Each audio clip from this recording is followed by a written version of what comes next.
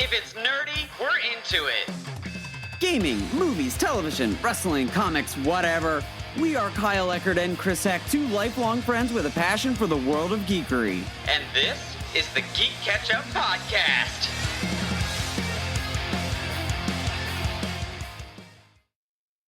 What's good, GeeK KetchUp listeners? I'm Kyle Eckert. And I'm Chris Heck. And this is Season 2, Chapter 29.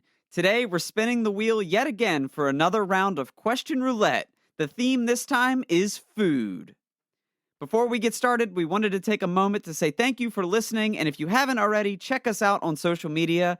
GeeK KetchUp Podcast on Facebook and YouTube, at GeeK KetchUp Pod on Instagram and Twitter. Links to all of these accounts are available on our website, geekketchuppodcast.com. There's even a link to our Patreon and PayPal pages if you'd like to support the show. Of course, if you already follow us and would like to help us spread the love for geekery, we ask that you leave us a review on your favorite podcasting platform and share us with your friends and family. As mentioned, today we're playing a game that we call Question Roulette. We've got 30-plus questions spanning a wide variety of food-related topics from real-life video games, movies, TV, and anywhere else from the world of geekery.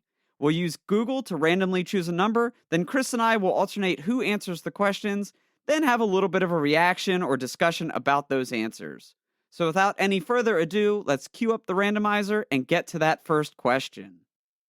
All right, so Chris, you are going first here. Going to hit that Do it. randomizer, and it is question 10. Question 10 is, who is your favorite TV chef of all time? Oh man, this is such a good one to start out with. I was actually really hoping that we would get this question, or at least that I would get this question. Yeah. Because this one holds a very special place in my heart. I'm going to throw it way back. It's a chef that we don't see much anymore, but really is one of the reasons why I even know how to cook today, that I picked up cooking skills early in my life, and that is the one and only Emeril Lagasse. Ooh, Emeril Lagasse. Nice. Bam! Hit it with the bam. Yeah, I was like, I'm going to leave you to hit it with the bam. That's not exactly where I thought you were going to go. I had actually, when we drew up the questions, I thought you were going to go in another direction because I know you are a really big Anthony Bourdain fan. Yeah, well, Bourdain was fantastic and loved No Reservations and, you know, the books he's written and everything like that. But if I'm really thinking back on who got it all going for me and who's always just held that place, like Emeril Lagasse, Emeril Live on Food Network before Food Network was as big as it is today, Yeah. was just captivating to me. You know, always liked to cook, got that from some of my grandparents and things like that, but watching that every night and the way he broke things down, the meals he made, the crowd, and he always had 3 or 4 people sitting at the bar getting to eat the food he made, and I was always so jealous. But like, it really taught me, you know, how to do a lot of the basics, and then I would go to my parents and say, hey, I want you to go buy these ingredients. Yeah. And then I would try and replicate them, you know, in the home. And that was how I learned to cook before going to culinary school. Like, the bulk of it was really just watching Emeril Lagasse. And there were some others, right? Alton Brown was really going at the time with Good Eats and things like that. So there was obviously some others, but huge influence. And honestly, he really helped make the cooking industry, the restaurant industry, being a chef, more glamorous. Oh, yeah. You know, it wasn't quite the view of society that we have today with like all these different shows and all these celebrity chefs and things like that. Like, he was truly one of the originals. Little after Julia Childs, I'll give her the credit, right? I was going to say, yeah. But really, like, one of the big mainstream, take it to the next level. He was, you know, one of the guys, so. Oh, yeah. Well, like you said, he was one of maybe the founding star of the Food Network. Like, right. They're just so synonymous with one another. Of course, Food Network is massive now, and a lot of other names and a lot of other shows. But yeah, Emeril Lagasse back in the day, like, and of course everybody was like, Bam! Everybody knew Bam. You know, everybody. He was viral with it almost, you know, Yeah, before that like, was a term. It's true. Well, actually, that was the point I was about to make, actually, that if he were popular now, I mean, obviously he's still popular, but if he had that show now, That would be a Vine, no doubt. Like Yeah. a Vine, TikTok, whatever you wanted to say. Memes. Memes, yeah. Emerald Lagasse would be everywhere. So that's a solid first pick there. I like Yeah. it. I like it a lot.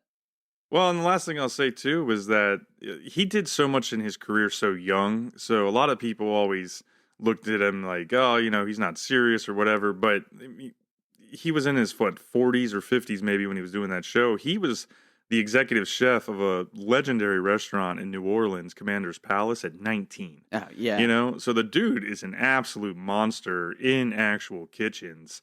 But, by that time, he had kind of done it all and, went to another level with his empire, I'll call it, Yeah.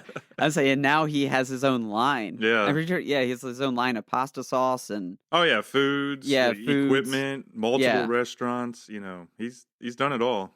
Oh, yeah. That is, Emerald Lagasse, that is a throwback. That's a good one. That is a good one. He's the godfather of my cooking career is what he is.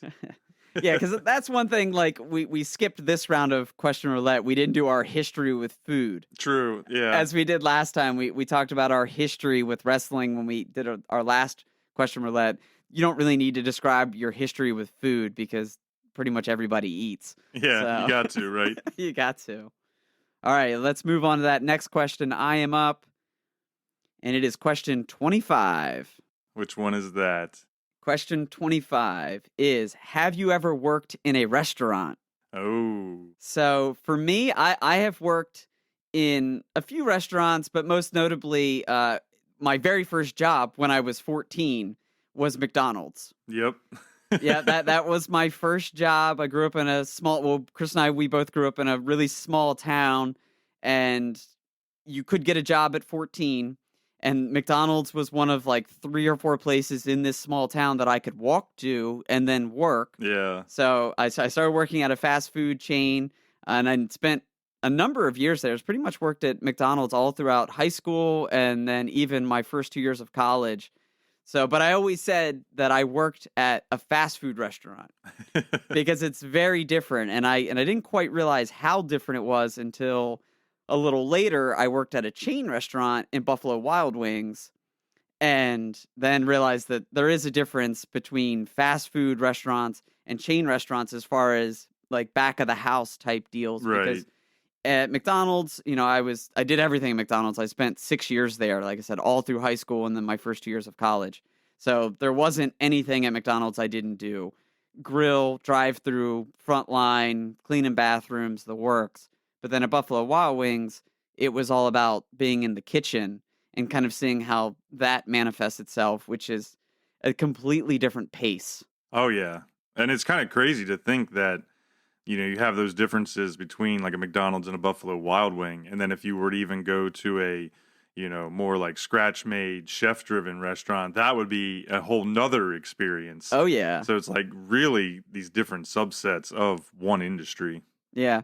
And, then that's all back of the house type stuff. We're not even looking at, front of the house with like servers and bartending and things like that. That's a completely different beast. Yeah, my favorite memories of you working at McDonald's, though, I have to say, because then eventually it became like a crew of people that we knew from the town and from school that all worked there. And literally, I can't even tell you how much free McDonald's I ate as a high school kid.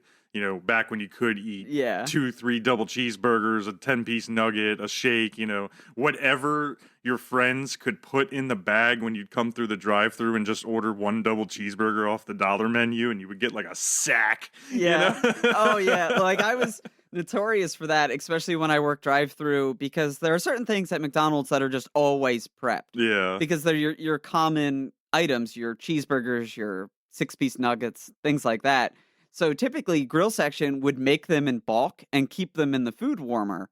So there was always 2 or 3 cheeseburgers just right there at the ready. So you would come in and order, a dub cheese or something else. And then as I would be packing the bag, just, grab a quick extra cheeseburger or an apple pie or 2 and just shove it into the bag. Yep. A small fry, throw it in the bag. Nobody noticed. And I mean, honestly, somebody was probably noticing, but who was going to yell at me like, I was just a high school punk.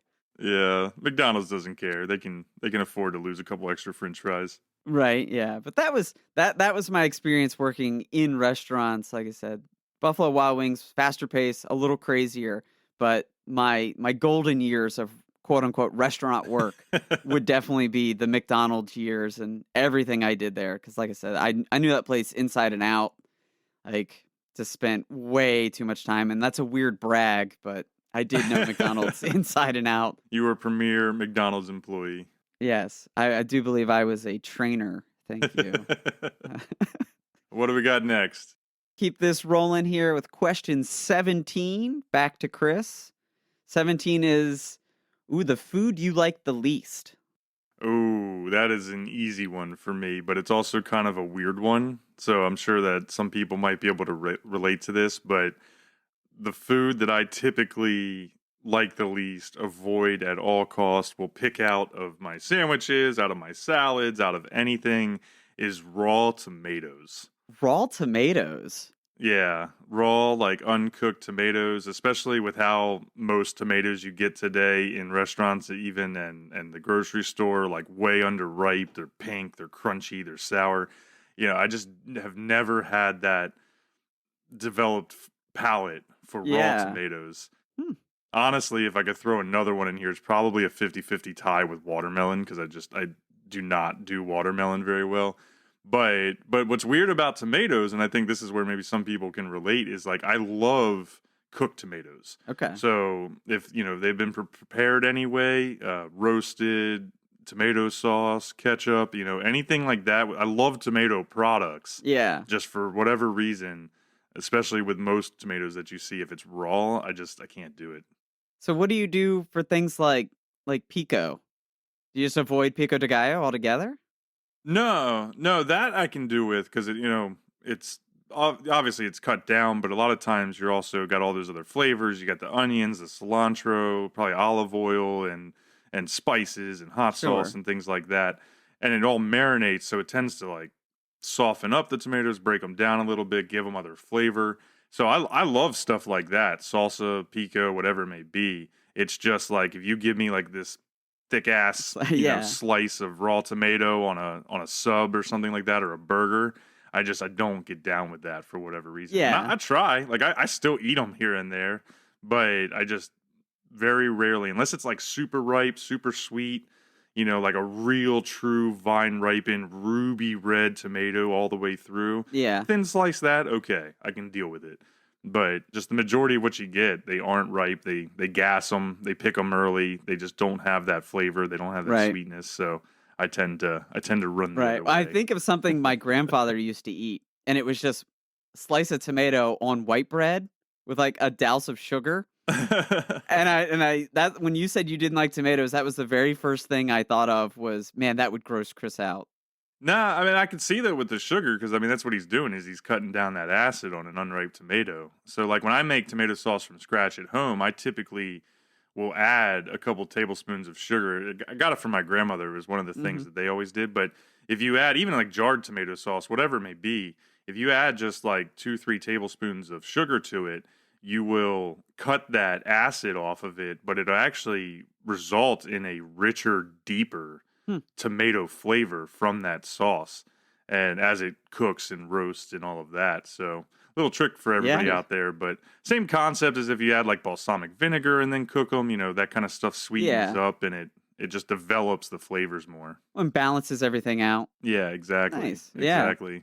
So raw tomato, that's not bad. Roll on here. I'm answering question 26. Ooh, you had 25 and now you have 26. Yeah, right? Interesting. Going right in order for me. So 26 is, do you prefer to go out to eat or stay in and cook? And I have to say, I'm going to split the difference and get delivery. That's what I'm going to I laughed when I went to answer this one. I'm like, well, especially with COVID times and going out to eat has been cut down so much. Like, I like to cook. I do enjoy the process. It's kind of like, I don't want to say therapeutic. That seems so dramatic, but kind of staying organized and step by step. So cooking is kind of nice to do. But some nights you just don't want to, Right. and you just want someone else to prepare the food.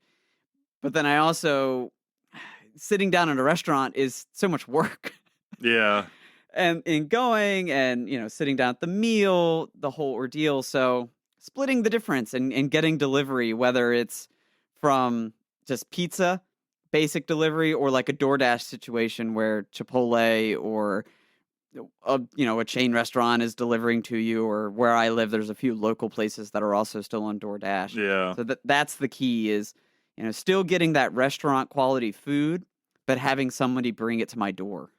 Well, and honestly, that's kind of the cool thing about these days, right? I mean, and it wasn't COVID that truly drove this. I think COVID just, exasperated the use of it, right? Or accelerated the use of Uber Eats and DoorDash and, all those different services out there. But for years and years and years leading up to just probably the last 2 or 3, you didn't have that option to get quality food delivered from a mom and pop restaurant per se, or even a fine dining restaurant.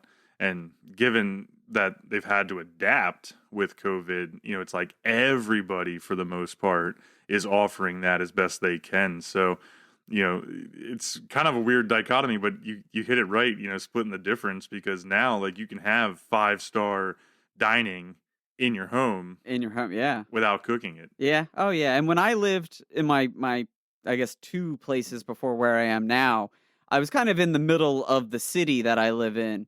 So the opportunity to place an order, take a 3 to 5 minute walk, pick up my food, 3 to 5 minute walk back, and then eat it in my house. That was notorious for doing that, especially at this one barbecue place here in Frederick, Maryland, that I would, I'll give them the shout out, Black Hog Barbecue in downtown Frederick. I would regularly put in the order, some ribs, some sides, walk up, grab it, and then take it back to my apartment. So I'm still getting, like you said, still getting that restaurant quality food, but on my couch while I'm watching Netflix. I was always super jealous of that apartment you had just for that. You had the bagel and coffee shop right out your door, and then you just had 15 or 20 quality different options, restaurants within just a couple of blocks, because you were right there in like the heart of the area. Oh yeah, and then there's the thing that Frederick has that's specific, that they don't allow chains in the downtown area. Yep. So all the restaurants in that little block were local restaurants, Right. unique with unique menus and things like that. So nothing against the Chipotles and the Red Lobsters and the Applebee's of the world, but it was pretty nice, to be able to place a pickup order, walk a minute, and then bring it back and eat it at home. So Yeah. all about splitting that difference. I like it. What you got next for me? Chris is up next with question 24. So we're just keeping it in the 20s here. I promise you the generator is doing this honestly. Way to go, Google. 24 is cake or pie? It's going to sound like a cop-out, but I really, truly feel this way because I like both. I'm not one of those people that is like, I only eat cake or I only like pie. Yeah. Well, both have their place. Right. Well, and it's funny because in one of the group chats that my wife and I are in with, like 4 to 6 other people, this has actually been a topic that has come up in the group chats randomly here for the last couple of months. And like we have some people that are very much, pie only, and we have some other people that are like, no, you're crazy, it's all about cake. So, but for me, it's all about mood. Yeah. Right. And it's obviously there's a lot of choices in cake and pie, so it depends on what those choices are at a given time. Like you go to a party and sometimes somebody brings like the weird pie that nobody wants. And other times, that they got the cake from the best bakery in town, right? So yeah, what's it going to be? So I tend to go back and forth, and I may be a little judgmental sometimes depending on what the options are. Okay. It sounds a little snobbish, but sometimes that one's going to be a better experience than the other. Right. But if I had to choose, man, if they were putting 2 in front of me and I was going to get both of them, a good like Dutch cherry pie, yeah, or red velvet cake, can't go wrong with those things. So kind of copping out here, but you're gonna take a half slice of both and put them on your plate. if they're good options, that's exactly what I'm going to do most of the time is take a little slice of each and get the best of both worlds. Well, and then I'll come in with the follow-up. Do you do ice cream? Absolutely. With Yes. both? A la mode all day long. Like, all right, so you're going down the path of if you don't do ice cream, you're weird. No, I wouldn't say that. Teach their own. But sometimes the ice cream's overkill, right? Right. If it's real rich. But I definitely like I'm like a texture person and contrast person. So like you give me the hot and cold and the soft and crunchy, like those types of things. Like I think you put it all together and usually you're getting everything you want. Yeah, okay. Why not? Maybe it's greedy. Maybe I just want it all. I Just want my cake and my pie and to eat them too. with ice cream on the side. Deal with it. Deal with it. YOLO. Brings me to the next question, which does come to my side, and it kind of continues this discussion of, textures and flavors. It's question 19, which is sweet and salty. Ooh, this is a controversial question for a lot of people. It is. Not many people like it, and I'm one of those people. But I'm going to say pass on the sweet and salty. The extent that I'll go is chocolate-covered peanuts. Okay. But that's more because of the sweetness in the chocolate or chocolate-covered peanuts and chocolate-covered pretzels, where there's a natural saltiness to what I'm eating, but it's more about the chocolate. But this one, as far as like people that put, big chunks of sea salt on a donut, or I'm thinking like a caramel sundae with a ton of sea salt on top of it. Yeah. No, I just don't like. I like salt a lot, but not when it comes to like ice creams or sweet things. Like I kind of like those to be mutually exclusive. So I do not like the flavors of sweet and then a blast of salt. Gotcha. So where do you stand on like candied bacon or like brown sugar bacon? I don't like it. I like both. Yeah, I like both. It kind of it's this whole thing where I compare it to root beer floats. Okay. I like root beer. I like ice cream. I don't like root beer floats. Yeah. Or like thin mints. I like mint and I like chocolate, but I don't like thin mints. So it's kind of the same thing. I like bacon, and I like chocolate, but I don't want chocolate on my bacon. No, it's totally fair. It is funny just in food discussions in general. Like this is one of the most like divisive, controversial topics because I feel like it's for the most part you're either all in or you're all out. Yeah. Like everybody has a little bit of gray, but like you're saying, like with the chocolate covered peanuts or something like that. But some people are just like, absolutely not. You do not give me sugar and salt at the same time.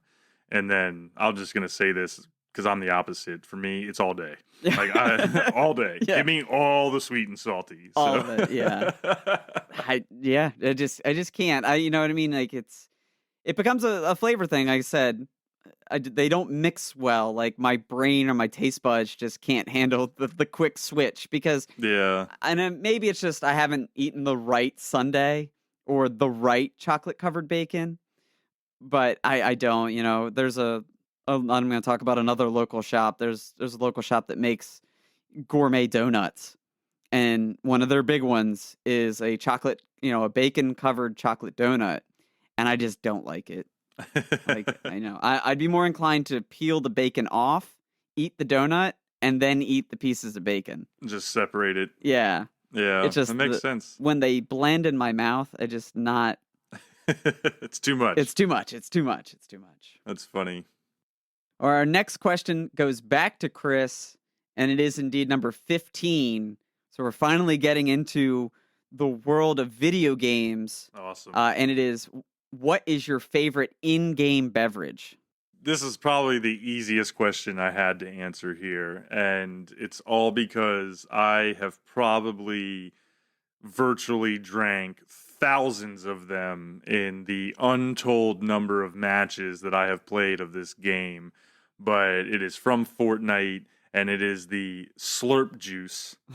That it looks like, neon blue Gatorade. Okay. And it's how you would get shields in Fortnite. Like, especially originally when they first brought it in, you would get the Slurp Juice. And now they've got all sorts of different versions of it and small ones and kegs of it in game, Yeah.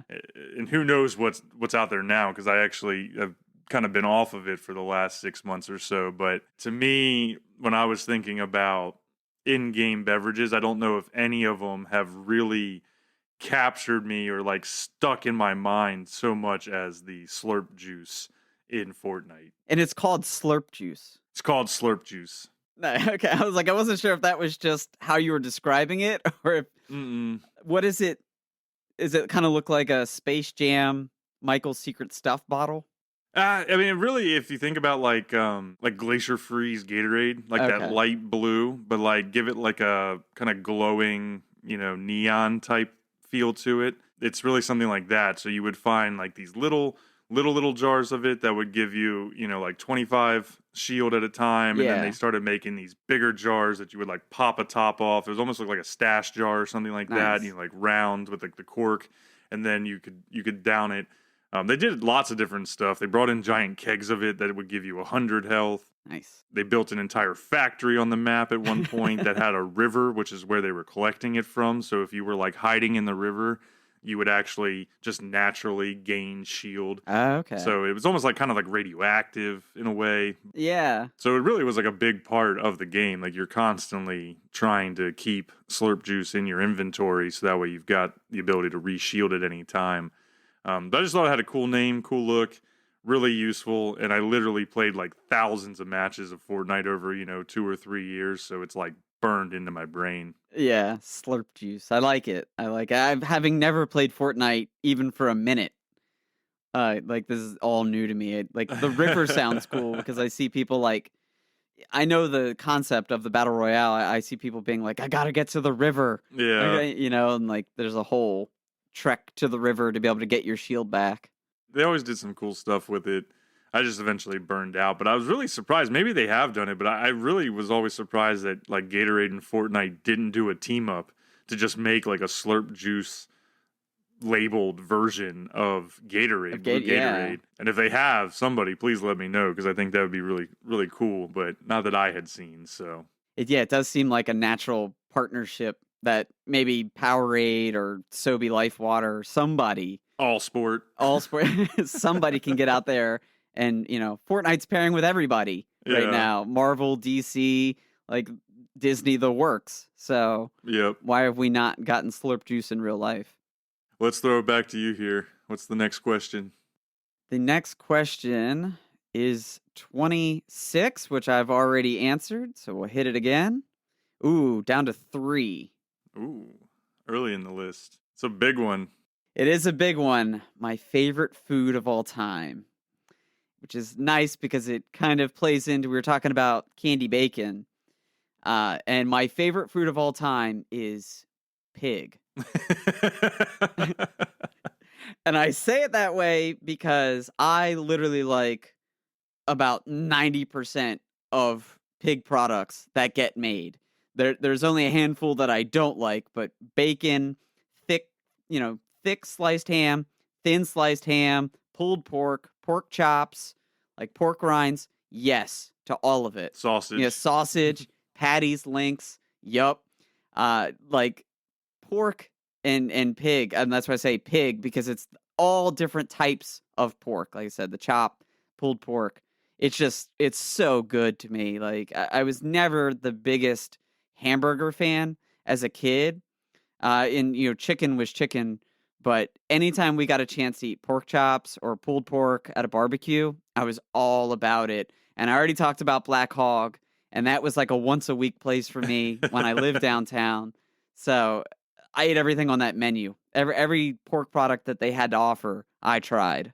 Nice. Well, I'll make your mouth water because literally later tonight I'm going to be sous videing some chipotle smothered pork butt. Nice. And we're going to turn it into some pork butt nachos and tacos the next 2 days for the Super Bowl and all of that. But let me ask you this. So if it's pig, kind of in general, right? Have you ever had wild boar or like boar in general? No. No? Okay. I was curious because, it's very similar, right? They're in the kind of the same family, of course, but with boar, you tend to get more of the kind of like with deer and lamb where it's a little bit gamier. It's, very similar, but has that slightly different flavor profile. So I was curious if you like that because I know some people don't like gamey meats, but they may love, the counterpart that's not so gamey. No, I've never had that, but also I'm not sure I've ever had the opportunity to have it. Like I can't recall ever seeing it on like a menu or somewhere. And while we do cook here at the house, I feel like that's something that would be slightly out of our comfort zone to cook, unless it cooks exactly like pork. It pretty much does, for the most part, you treat it the same. But you are right. It is something that isn't on every menu across the land. It's more of a specialty product. Maybe sometimes your local grocery store will have some boar items in their meat case, but most of the time they're not going to, and unless you hit like a specialty market or something like that. But just made me curious if that was something that you had ventured into before. No, not yet. But now I have something to kind of try out because we've been trying to experiment with new things here at my house. And I sent you a picture of it the other night. We made a hash for the first time with some sausage and potatoes and some red peppers and onions and things like that. And Yep. threw a little fried egg on top. And it, for a first try, it looked pretty good. But as we try to expand what we cook in the house, definitely have to look at for wild boar or something at our local market and see if we can just try. Yeah. See how it turns out. Well, the internet's a wealth of knowledge, right? So you can usually find some tips on anything. But I know one of the fun things that I've always liked to do is just go and you kind of take the lap in the grocery store, especially down the protein aisle before you start buying things, and just, you find something that is abnormal for you or not in your wheelhouse. And then you kind of just build a little dish around that. That's how we've started. Is just we did a lot of HelloFresh meals and got tired of paying for the service. We're like, we think we could just go to the grocery store and buy these things and make this stuff ourselves. Yeah. So, and we're taking those core dishes and then expanding off of them. Like I said the other night, we made the hash. I sent you the picture, and then we immediately were like, look good. We immediately were like, all right, well, what can we add to this that's going to take it to the next level? And you had given us the perfect suggestion of salsa. Yep. Can't go wrong with that. All right, we'll move on here. Hit this generator one more time. Question 11. Back to Chris. Oh, this is a good one. Was your favorite fictional character, or I guess could be real character, that is also made from food, or is a food? This is one of the funnest questions that we have on here, I thought. And it a little bit of a tie, or maybe I should put it this way. I've got two answers here, but they're kind of for totally different reasons, right? I couldn't really truly just cut it down to one. But since being a little kid, being born in the late 80s, Ghostbusters was everywhere, right? We grew up there in the early 90s with the cartoon and the movies being played all over the place. And so I've always loved the Stay Puft Marshmallow Man from Ghostbusters. Even though he was only in the movie for like 10 minutes and then he got destroyed, he was just hilarious. He was destructive. He's adorable, whimsical. Like the whole thing behind the Stay Puft Marshmallow Man has always just been something that I loved and gravitated to, even though it's really kind of stupid. But the other shout out I have to give, though, is to Meatwad, Master Shake, and Frylock from Aqua Teen Hunger Force. I don't know if there's ever been better characters made of food in pop culture, but loved that show back in the day. Spent countless hours sitting around on the couch with my college roommates, just laughing our asses off at the absolute ridiculousness that came with that show. But Meatwad, Master Shake, and Frylock would probably be really where I'd have to go as far as like built out characters with some depth and some personality and all of that. Well, the Stay Puft Marshmallow Man had some personality. I think it did. True. Right before he gets created, like Dan Aykroyd's like, he would never harm a fly. It just popped in there. And he, after fulfilling the spell of what was going to bring doom to the earth. So I do like the Ghostbusters because that's how you find out that the Stay Puft Marshmallow Man is made of marshmallow. Right, yeah. Because before that, it's just a character. He could be the same as like the Michelin Man, right, or the Pillsbury Doughboy. Like, are they made of what they advertise? Yeah, and true. Then Ghostbusters confirmed it for us that he is made of marshmallow. Well, and of course, one of my most beloved pops in my collection is the 10-inch toasted marshmallow version of Stay Puft, where he's got, the little burns all over him, looking like he's been roasted. Yeah. And so I can't get enough of that. And that's a 6-inch. That's a tall one, right? Maybe it's a 6-inch, yeah. Well, it was one of like the original big ones. I was thinking 10-inch, but that's kind of what they're doing now, I think, right? So Yeah, the maybe it was supersize. a 6-inch was the original one. Oh, yeah. But no, that actually, I'm thinking about your pop now. That's one of my favorites of your pops because he does have the toasted edges Yep. and things like that, part of the character. Yeah. That's pretty sweet. Oh, good old Stay Puft Mark. As soon as you started talking about Ghostbusters, I knew where that was headed. I'm like, yes, that's awesome. It has to be, right? Has to be. Up next is me, question 35. This is a good one. Down to the end of the list. Down to the end of the list. Favorite type of mustard? Ooh. Which I'm thrilled that I got this one because my favorite type of mustard matches Dwight from The Office's shirt. And it is spicy brown mustard. Hey, that's a classic one. Oh yeah, it's good on sandwiches, it's good on dips, and this may seem a little weird, but I actually really like it on green beans. Okay. Yeah. I don't know if I've ever done that. Another shout out to my grandfather, that's something that he used to eat, and he showed it and it seemed gross. He actually, when he did it with just standard yellow mustard, and then I adapted it to the spicy brown mustard, because I prefer that. But truthfully, I like most mustards. Yeah, you can't go wrong with a good mustard. Yeah. Let's just be honest. Hot mustard, honey mustard, yellow mustard, Dijon, like across the board, they're all really good and they all serve a good purpose. But Yeah. I think the one that's the most versatile for me would be the spicy brown mustard. I'll tell you, since you were talking about that hash you made and the way to spice it up, I didn't think about this the other day, but something I have done now that you're talking about spicy brown with those types of like potato, sausage hashes, Yeah. is you can actually throw in a good heap of your favorite mustard and then a little cream, and you will actually make like a mustard cream sauce to go with everything, and that actually works out. You get the balance right as far as how much mustard to cream, but Yeah. just a little of each will go a long way to give yourself like a sauce for something like that. I don't know if I would have ever thought to do cream and mustard together.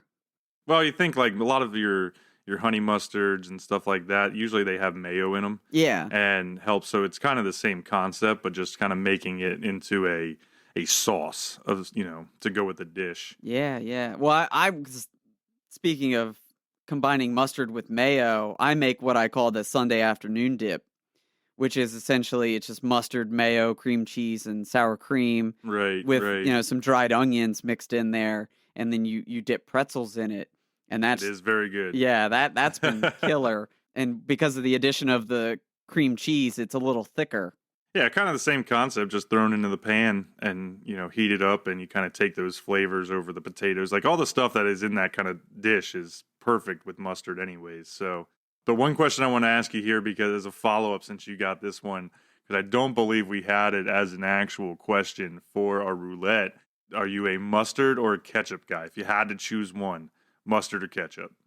I think for a really long time I would have said ketchup.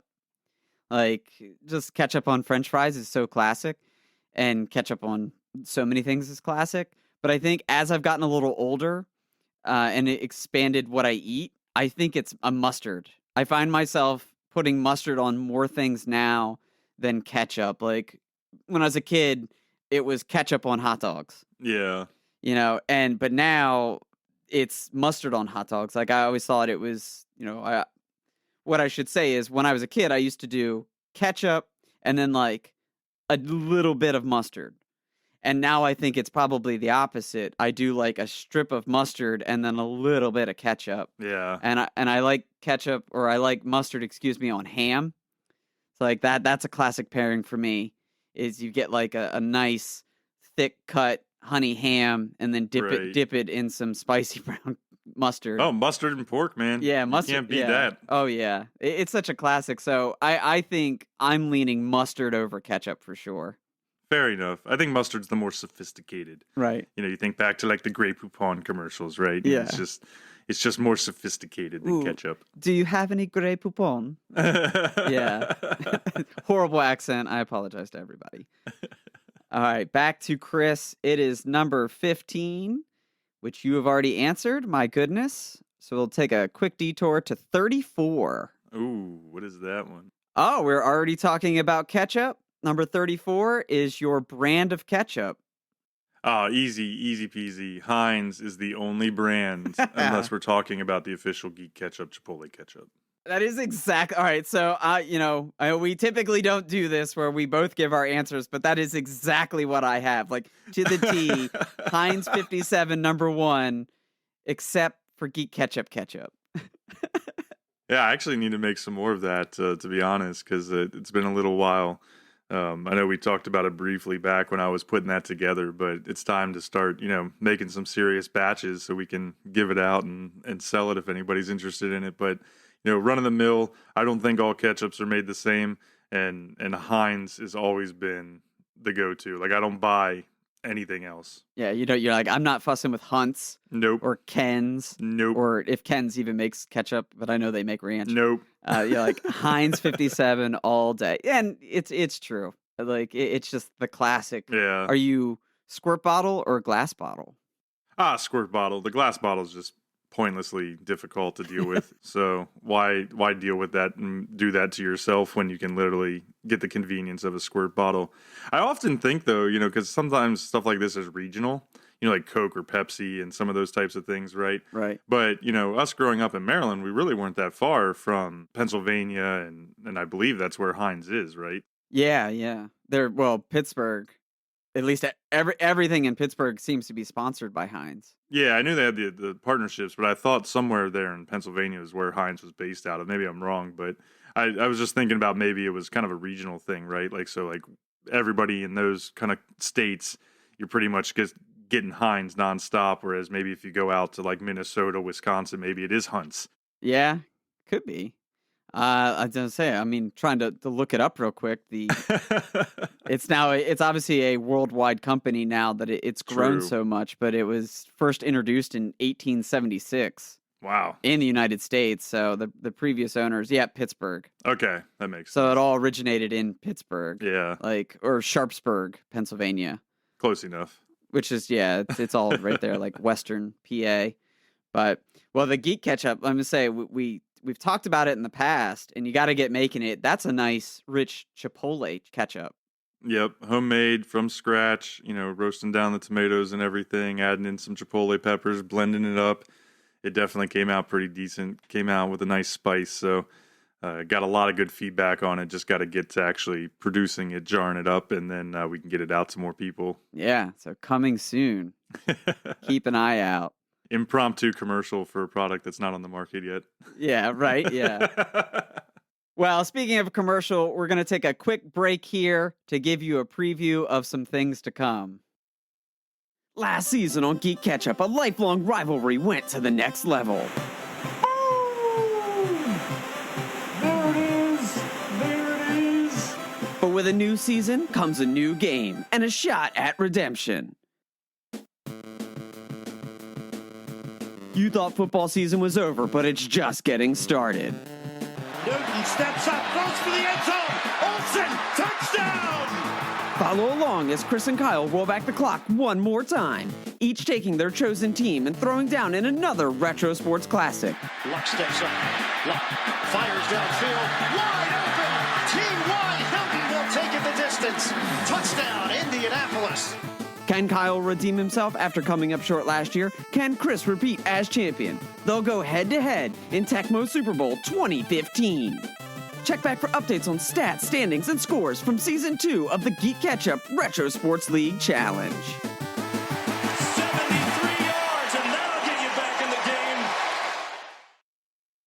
All right, and we're back. Super hyped for the next season of the Retro Sports League Challenge. Should be a fun one. Keep an eye out or an ear open in the coming weeks as Chris and I work through our seasons of Tecmo Super Bowl 2015. Go Panthers. We'll see about that. All right, I am up next on the questions. I'm looking at question number 13, which is a pretty fun one because I feel like everybody experiences this to some extent. And you walk into a gas station, a convenience store, you're staring at the drink wall, and what do you grab? What is your go-to? And for me, maybe when I was 11 or 12, I would have grabbed one of those classic Sobe drinks. I don't know, Chris, if you remember those. They all had a different That was element. all the rage. Yeah. Yeah, everybody had to have their specific element. Oh yeah. But those have been long since discontinued. So nowadays it's probably Barks root beer. Ah, Barks. Okay. Root beer is without a doubt my favorite soda.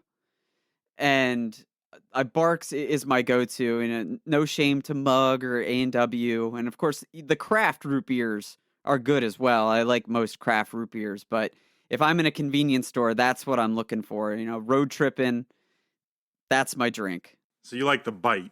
Yeah, Because Barks got bite. Barks got bite. Yeah, Remember that was like their slogan back in the day? yeah. Well, and I do like that's probably exactly it. Like it's just got a little bit of a sting to it. Yeah. I'm with you on root beer. My only problem with root beer is that it goes flat so fast. Yeah. So it's like you almost have to like crush it, or if it sits in your car over like the course of a couple hours of a road trip, especially if it's hot and you leave it in there, like it's just ruined. You can't even touch it after that pretty much. Yeah. So that's the only thing that kind of keeps me from drinking more root beer. I don't know. I when I'm notorious for drinking too quickly, like whether it's water or a soda or a Gatorade, what have you, I just crush it. Like I'm not very good about sipping. So, that probably never happens to me because I drink it too fast. Also, I will say when I'm road tripping, like you typically buy like 2 drinks. True. Yeah, So you it's stock like up. I stock up and I'll buy a root beer that in case I drink it too quick, then I've got a backup water or a Gatorade right there. Sure. Or a Sobe, element drink. I will say it's hard to beat a good fountain root beer. Like if it's fresh and right out of the fountain, like just mixed with the carbonation and everything like that. That's pretty hard to beat. Yeah. Oh yeah. I mean, root beer's my jam. It's so good. It's so good. But we'll flip it back to Chris for his next question. It's number 16, and you're getting all the fun ones because this one is the blue milk from Star Wars. And would you drink it? I thought about this, and really where I land, no matter what I say about whether or not I would or would not eat something, because of my background in culinary and just my respect for food, like the answer is yes, because I will try anything, even if like it's raw tomatoes, like we were talking about before. If you're a local grower and I just happen to be talking to you at a farmer's market or something, if you're like, hey, check out this tomato I grew, try it, I'll eat it. Like I will try it, even if I know I do not like it or will not like it. Right. So the answer here is, of course, I will try anything once. I don't know though if I would like it because I'm kind of picky about milk in general. Yeah. And I'm also like really, really picky when it comes to things like yogurt and stuff. And that's always just been like in my brain. It kind of looks like this kind of thicky, yogurt type drink. And so I don't know if I would really be down on it after that. If it drinks more like a milkshake, though, I could get down with that. Maybe. So yeah. We'll have to see. I know they sell it at the cantinas now in Disney Star Wars. If you actually go to Disney World, that's like one of the attractions. So Yeah. we'll have to try it at some point if I ever make it back to Disney World. It's true. Well, it is bantha milk. Bantha milk, yeah. Yeah, bantha milk. It's not just blue milk, but it is bantha milk. That's what gets me. I've had goat's milk and a few others. Culinary school, we got to try a few different things, and that was probably one of the reasons why I was like, I don't know, because I didn't enjoy a lot of those other animal milks just straight up as milk. Yeah. Turn them into cheese, that's fine. Use them in a sauce, that's fine. But like, here's a glass of camel milk. Ugh, I don't know, man. Yeah, I just don't know. Well, so kind of along the same lines, I guess, for Star Wars A New Hope, like they had to put in food coloring and additives into the milk for the scene with Mark Hamill. And he basically said, like, there was so much stuff in it, it made him gag. Like, he took the first gulp and it was so hard to act without vomiting because there was just so much, so many additives in it to make it blue. And I don't understand why would they use real milk? Yeah, that is kind of weird. But maybe it's that thickness, it's that texture. Like you can always tell it's kind of got that, like it coats the glass or something like that, anytime you see it. But I don't know. We'd have to see. I would definitely try it, but I don't know if I would be a huge fan. I'm sure the one in Disney's probably just like straight up sugar and Yeah. all sorts of deliciousness. But in theory, the idea of this coming from an alien creature, probably not going to work for me. Maybe not. Maybe not. We'll keep a movie theme here going because the next question up for me is number 37. And that is, what is my favorite food-focused movie? Yeah, I like this question. But I'll say it was actually kind of tough to find one because you think there are a lot of food-focused movies, but not very many of them are good. True. Yeah. Like in my opinion, like there's a couple really good ones. So what I chose for this was actually the movie Waiting. Okay.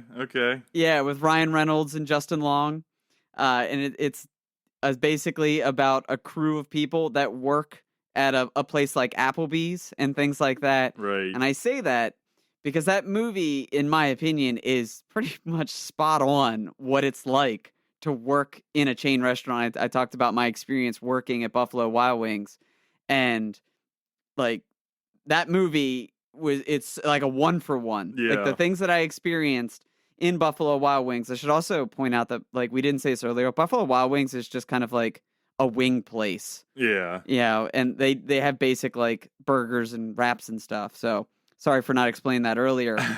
But, basic American food.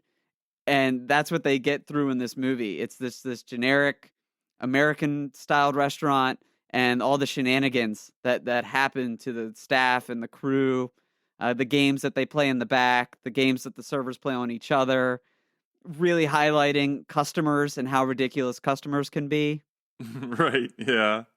I kind of forgot about that movie, but it was hilarious at the time. And I think anybody that had spent any time in a chain restaurant, or really kind of a restaurant in general, could relate. Yeah. I think it came out right after I came through culinary school or whatever it may be. And it was just huge for pretty much anybody working in the industry at that time. But man, that movie came out probably like 10 years ago at least, right? It's 2005. 2005. Yeah. 16 years ago. We are old as dirt, bro. Yeah. Yeah, well, you nailed it. You said, like, right after you finished culinary school. I'm like, yeah, that's around that time, because That's 05 true. was our first, maybe not when you were out of culinary school, but you were In culinary yeah, school. you were in Yeah. culinary school at that time. Now, that movie is it's just so funny to me. Yeah. And there are a lot of cameos in that movie. There's a lot of people in that movie, yes. Yeah, people that kind of went on to do bigger things, like Anna Faris is in that movie. What's his name? David Kitchener, who plays Champ Yeah. from Anchorman. He's in that movie. Dane Cook is in that movie. We were just talking about Dane Cook the other day in our one group chat. Andy Milonakis Yep. is in that movie as one of the dishwashers. Luis Guzman. Yeah, it was packed. Yeah. It was one of those random movies that was almost like under the radar getting made, but had half of Hollywood in it. Oh, yeah. Yeah. So Might have to go back and watch that sometime soon because it's been a long time. I think maybe it's not as good if we went back, but my memories of it's just like that movie's so funny and true to form to what working in a restaurant is like. Yeah. We'll keep it rolling here. You are up, Chris, with question number 4, which is your favorite chip, your favorite potato chip. Man, okay. So this is a cool one simply because I have crowned a new champion recently in this Ooh. category. And so recently that it was like this past week. Oh, snap. Yeah. So, I mean, there's a lot of great chip brands out there, let's be honest. But there's one that recently got turned on to by a friend of ours that started hitting the local stores that we have here, at Publix, called Late July. Okay. It's kind of a weird name for a chip, but their whole thing is not, I don't know if they're fully organic per se, but like minimal ingredients, fresh ingredients, and just making them taste fantastic, but no chemicals and preservatives and byproducts and all that jazz. So we got turned on to them with their hint of lime tortilla chips that were perfect for nachos and salsa and all that kind of stuff. But it's like over the last couple of weeks, my grocery store keeps adding more of their products, or they're growing as a company and putting out more products. I don't know what it is, but they make these Dorito type deals, like, very, very similar shape, texture, and everything to a Dorito, and they have these different flavors. And so these ones were bacon habanero. Okay. Yeah, Ooh, dude. Yeah. And they weren't as spicy as you would expect with a habanero, but you know, if you get past the spice of a habanero, you've got actually a lot of flavor for a pepper, and they tend to have like a natural, almost like smokiness to them. So the chips are really salty, smoky, spicy, but they don't blow you out. So you can actually eat like the whole bag if you wanted to without just burning your face off. Yeah. But yeah, late July bacon habanero tortilla chips. They're essentially bacon habanero Doritos, and they are just amazing. So Nice. they do popcorn and all sorts of other stuff. I have yet to have a product by them that I did not like. Yeah, I pulled them up real quick. Sadly, they are owned by Campbell. So they have a parent company in Campbell Soups. Maybe they got bought out or something after getting going. But they have a lot going on here. The Korean barbecue tortilla chip. Haven't had those yet. That looks okay. They've got a lot of cracker products as well, like cheddar crackers and peanut butter minis and things like that.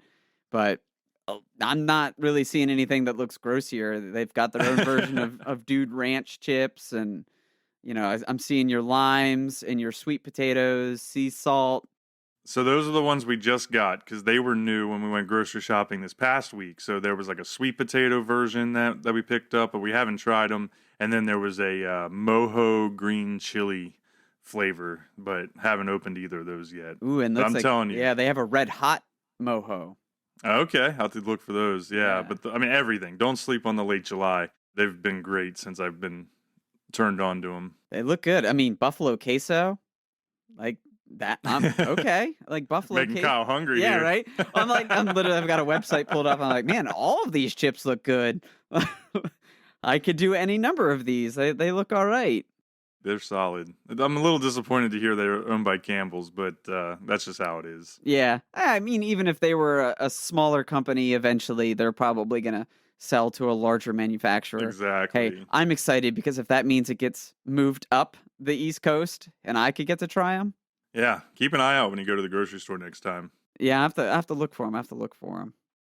Hitting the randomizer one more time. Back on me. It's number 14. It's my favorite alcoholic beverage. Interesting question for you right now. It is. Yeah. I'm actually a gin guy.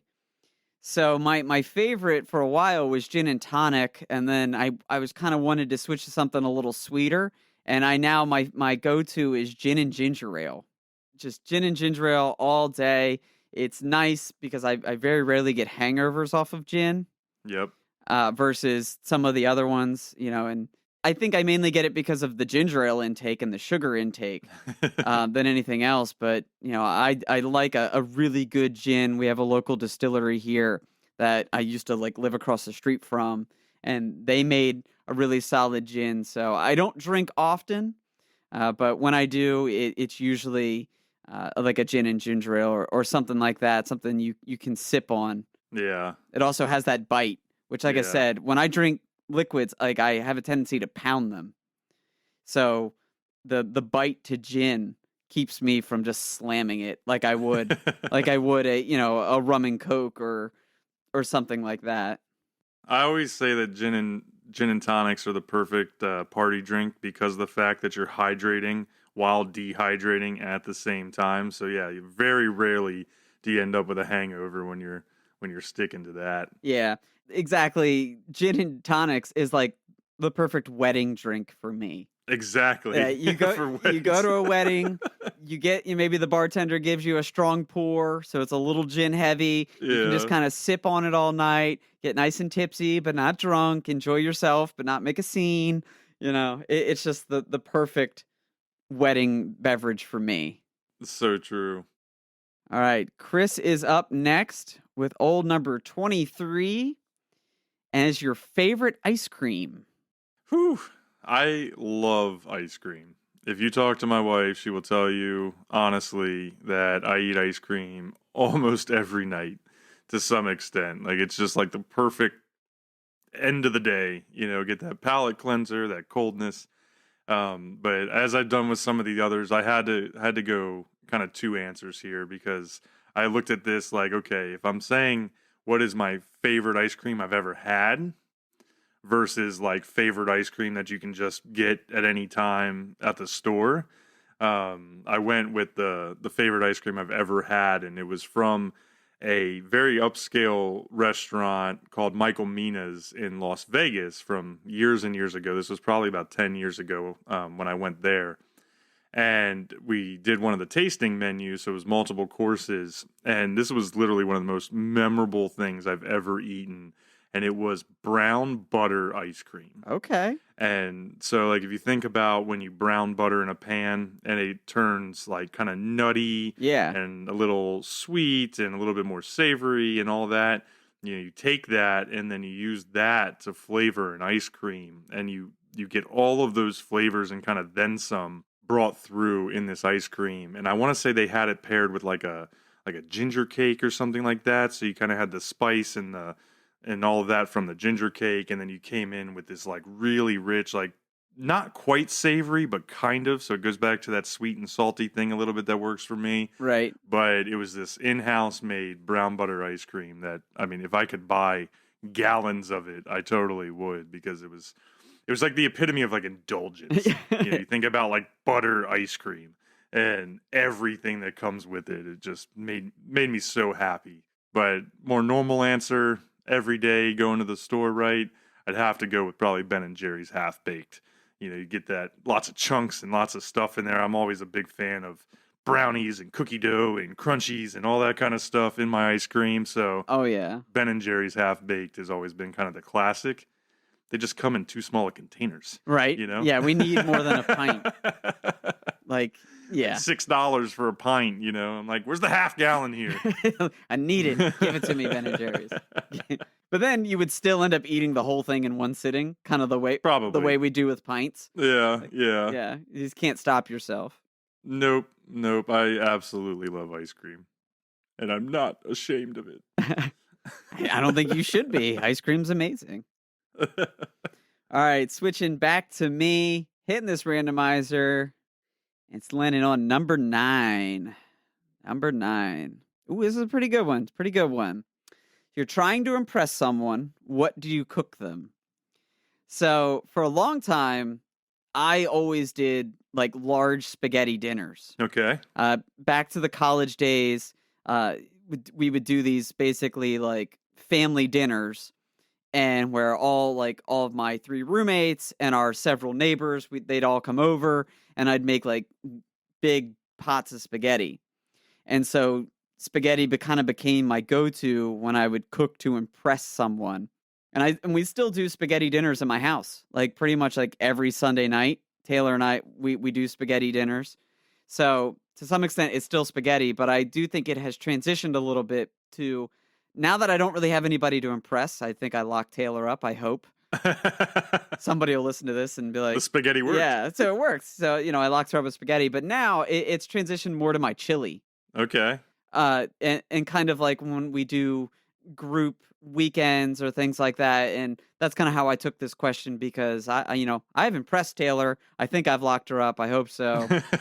But now it's, what do you do for your friends to impress them for large meals? And it is my chili, which you've had it. It's debatable to call it a chili. It's almost more of a soup, but we still call it chili.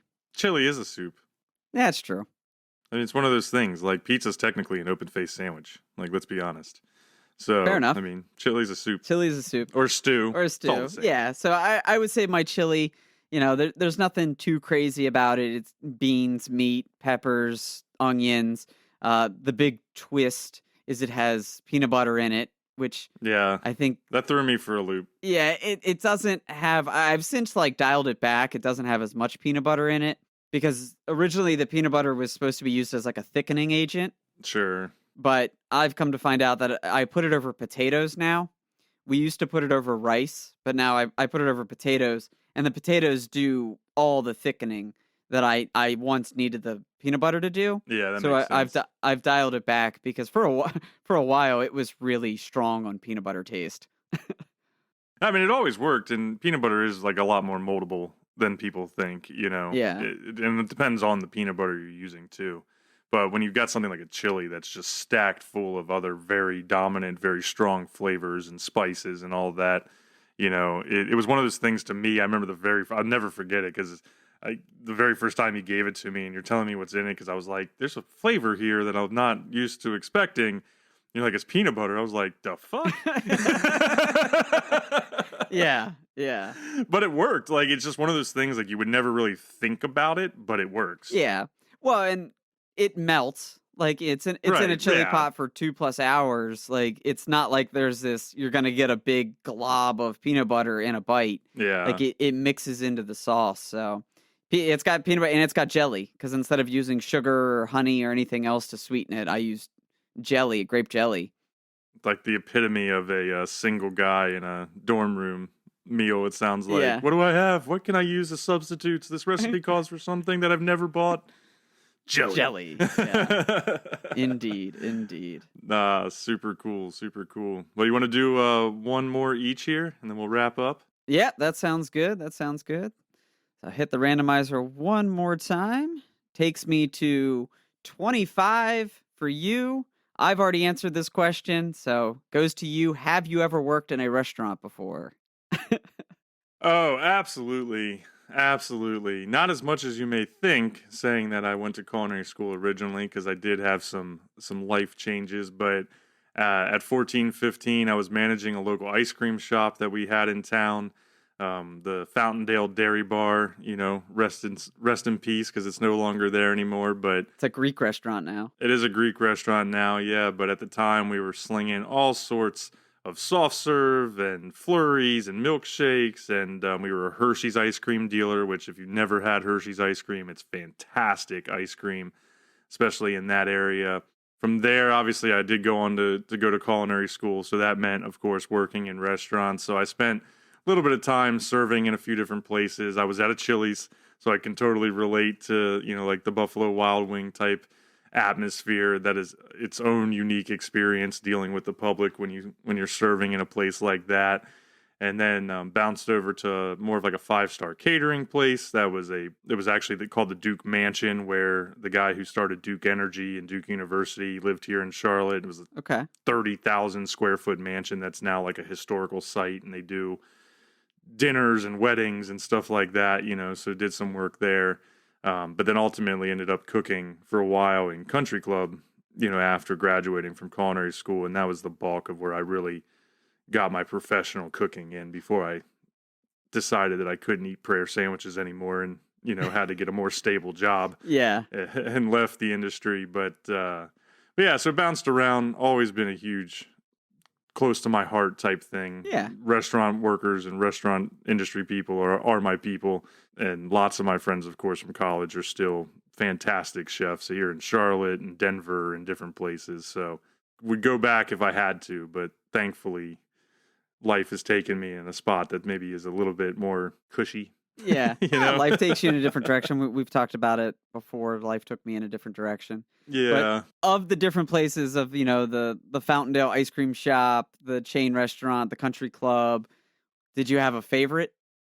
Well, the country club, absolutely, because I was actually cooking. Yeah. And we were doing everything from 5-star, high-end food, some of the best in the city at the time, to, fun stuff out of our poolside burger bar shack that we had. With the country clubs, you tend to get multiple kitchens, and they're doing informal dining and formal dining and everything in between. So that was really cool, just because there was so much experience to be gained, and doing 1,000-person Easter Sunday brunches to 10-person 10-course meals. You were always bouncing around from different things. So that was really the highlight of my time in restaurants. But you can look back on all of those types of places. If you work in any restaurant, the people are so unique in a lot of cases. Yeah. You meet a lot of charismatic people that work in all different levels of restaurants, so it's like I find it easier to look back on my time in some of those places, even though maybe it was less time as a job. Maybe I only spent a year in a place or a couple months in a place, but like I can look back on all of them and still to this day remember very specific things about either the people or some of the things that we did there.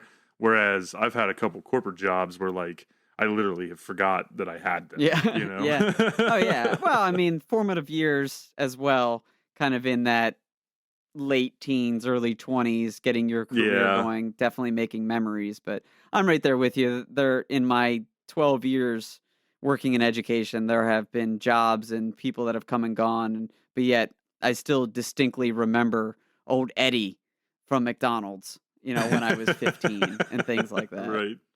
Yeah. You just build bonds because you're always in the weeds, like getting your tail kicked on a dinner rush or something like that, and you're just in it with them. Yeah, I think that really is hitting the nail on the head with the difference between an industry like restaurants versus a corporate job or whatever it may be. Is, you're still on a team. Like today I run teams and I'm on a team and I work with people as a team, but you're not running through the stress Right. and the chaos, and you're not quite the same level of reliance on each other in the corporate world as you are on that slam Saturday night where everybody, like any one thing could just tank the whole restaurant, if you just mess it up. So it's totally different scenarios. And I think that's really where the reasoning is for why I remember some of those things, is just because it's more traumatic, it's more intense, it's more high stress, the whole 9 yards that really just like kind of sear it into your brain. Yeah. Oh, for sure. For sure. All right. Last one here. We hit the randomizer. Ooh, back to number 1. All the way up to number 1. All the way to number 1. This is going to be a perfect way to end this conversation, though. Ending on a good one. It's favorite in-game food. So earlier we hit in-game beverage, and now I'm getting my favorite in-game food. And very similar to you, Chris, like it's something that's just ingrained. You eat so many of them, and when you find them, it's usually in a desperate need for one, and it is the pizza from Teenage Mutant Ninja Turtles, Turtles in Time. Knew it. Visually, there's not much to look at there. It's just a blue square with the word pizza and red lettering over top, but it's all about the sound effect. When you pick it up, it goes, pizza time. Yep. And it's just perfect. It gives you all your health back. So like I said, you typically need them in a desperate moment, and they're well placed throughout Turtles in Time that you can just pick them up and keep on rolling. If you're playing co-op and you need it and somebody else takes it, you're probably going to throw a controller at them. Like, it's just that those pizzas from Teenage Mutant Ninja Turtles, Turtles in Time. I had a feeling we were going to have the same answer for this, so I'm going to jump in there because I did have exactly that same answer. Those old school games like that where you didn't get health super regularly. Like, I also, what comes to mind was like the trash can chickens you get in Streets of Rage. Yeah. Where like you desperately need them in those types of games, but rarely, maybe once a level or something like that, where you actually get health, right? Pizza pie, whatever it may be. So it was iconic and also super, super useful. Yeah. And like I said, they always come when you're about a quarter of the way down, or a quarter way of health left. And you're like, oh my God, I've got so much level left. I need something. And then boom, the pizza hits you, takes you back up to, 75%, gets you through. And then, your health is going to restore when the level loops over. Right. So, just key moments, key sound effects. Well, in Turtles in Time, one thing that kind of made the reason for the pizza pie to be so needed, so useful, was that you hurt yourself anytime you used your special attack. Right. So if you were trying to get through a harder part of the level and you had to hit that special attack a few times, you were losing, up to maybe 25% of your health without even getting hit by an enemy.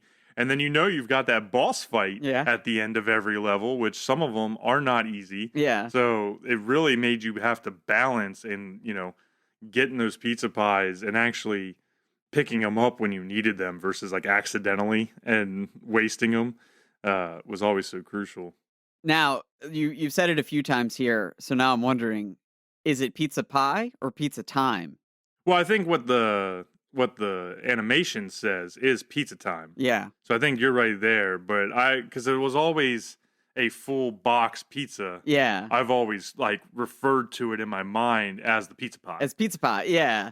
Well, that's what I mean. The sound effect, because I actually had to pull it up. And even after listening to it several times, I'm like, I honestly don't know what it's saying. Is it saying pizza pie or pizza time? Oh, you were questioning the actual audio The actual from audio, the game? yeah. And maybe it's one of those things like when you hear song lyrics and everybody's like, no, it says this. And then somebody else is like, no, it says this. Maybe that's where it comes from, is maybe I've always kind of heard it more as like pizza pie. Yeah. Or maybe they're doing the Mortal Kombat thing with us where it's get over here or come here. Yeah. For the SNES or the Genesis version. That's possible. That's possible. We'll probably be talking about this the next time we actually play Turtles in Time and be like, that's what it actually is. Or I still That's don't super know. I still don't know. Yeah. Super glad that we got to wrap on that question because it really fit into what we were looking to do here with talking food, but taking it from some different angles, looking at the games, the movies, the TV, and our own personal preferences. But, I have to say, for a show named after a condiment, especially one that is practically its own food group in America, it only took us a year and a half to talk about something food related. But hopefully you had some fun learning a little more about us and some of our favorite food related things. Either way, though, be sure to find us on social media and let us know what your answers would be for some of these questions. Or let us know whether or not you like these question roulette chapters we've been peppering in. We'd love to hear from you. Stay saucy, you nerds. Thanks for listening. If you enjoyed this chapter, be sure to hit the subscribe button to get new chapters of GeeK KetchUp every 2 weeks on Apple Podcasts, Spotify, CastBox, or wherever you listen to your podcast. Be sure to follow the show on social media, and you can find us on Facebook and YouTube at GeeK KetchUp Podcast, or on Twitter and Instagram at GeeK KetchUp Pod. Links to all these accounts are in the show notes below and on our website, GeeKKetchUpPodcast.com. Stay saucy, you nerds.